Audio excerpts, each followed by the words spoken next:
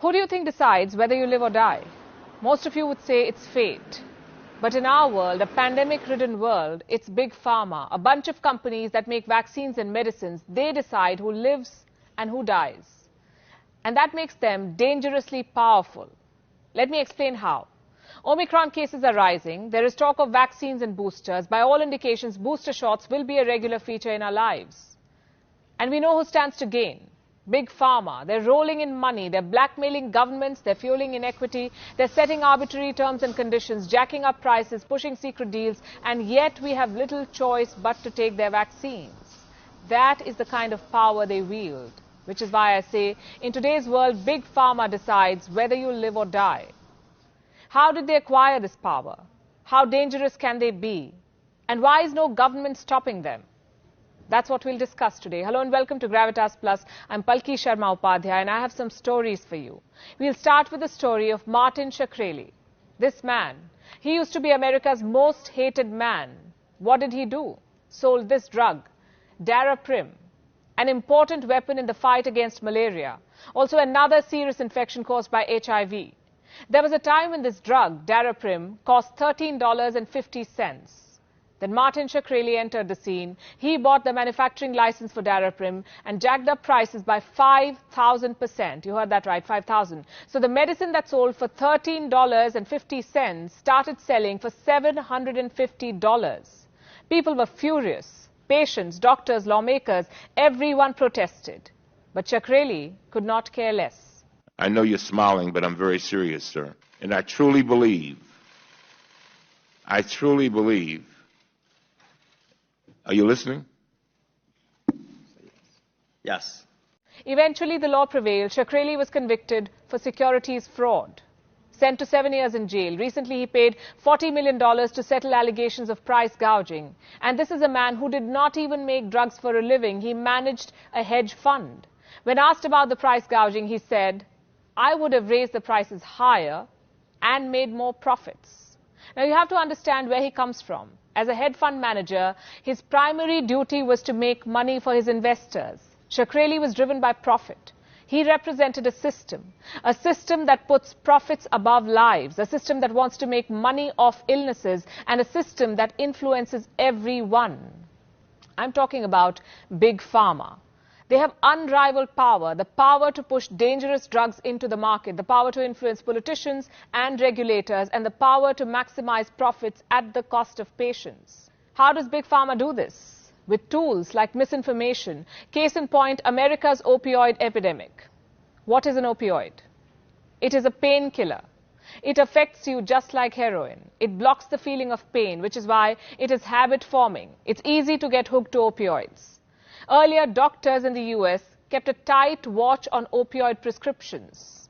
But in the 1990s, Big Pharma sensed an opportunity. They began pushing an idea, a simple idea. They said opioids are not addictive. Big Pharma sent sales representatives to doctors across the US. Their mission was quite simple. Convince doctors, make them prescribe heavier doses of opioids. The masters of this art were Purdue Pharma. Their opioid drug was called OxyContin. Purdue claimed OxyContin did not cause addiction. It was a lie. Purdue never held a trial to prove OxyContin was less addictive, and doctors did not bother to check. Here's what happened next. In 1997, doctors were writing 670,000 prescriptions for OxyContin. By 2002, that number shot up to 6.2 million prescriptions every year. 6.2 million, nearly 10 times more. Purdue was making money hand over fist.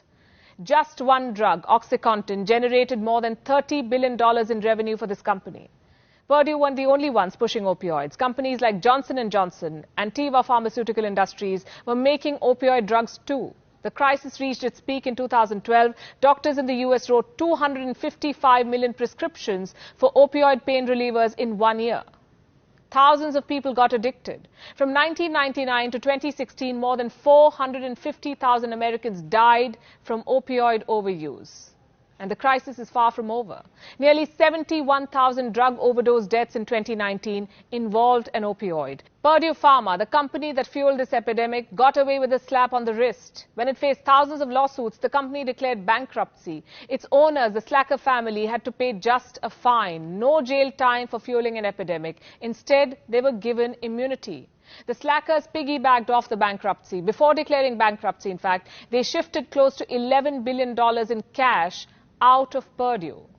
When the settlement was finalized, they paid just $4.5 billion. What a convenient exit. Can it be worse than this? Yes, it can. Big Pharma has the influence to push unproven cures with some help from their regulator friends. And that's exactly what happened in the case of Aduhelm. Last year, the US Food and Drug Administration approved this drug. Aduhelm is made by a company called Biogen. It was sold as a landmark treatment for Alzheimer's. The treatment was introduced at a price of $56,000 a year. Does it even work? There is little evidence that it does. The drug was first assessed by an FDA advisory committee. This committee has 11 members. None of them wanted this drug approved. Now, usually the FDA just goes along with these advisors, but in this case it did not. To their surprise, Aduhelm was approved. Turns out, Biogen had a close relationship with the FDA. Its officials met with the FDA several times before the decision day, and the drug was approved, even though there wasn't enough evidence that it works. What was the rationale behind this approval? It is not clear. 3 FDA advisors resigned in protest over the controversial approval. Here is what one of the advisors said about the resignation. I did not think that the firm recommendations from the committee in this case were appropriately integrated into the decision-making process. So instead of listening to its own advisors, did the FDA choose to trust a drug manufacturer? Federal officials have launched an investigation into what really happened. The FDA is supposed to be a watchdog for the pharma industry. Should it maintain such a close relationship with companies, it is supposed to police. The fact is, a large chunk of the FDA's funding comes from the industry. How much? 45% of their entire budget. How can the FDA remain impartial when it is getting paid by Big Pharma?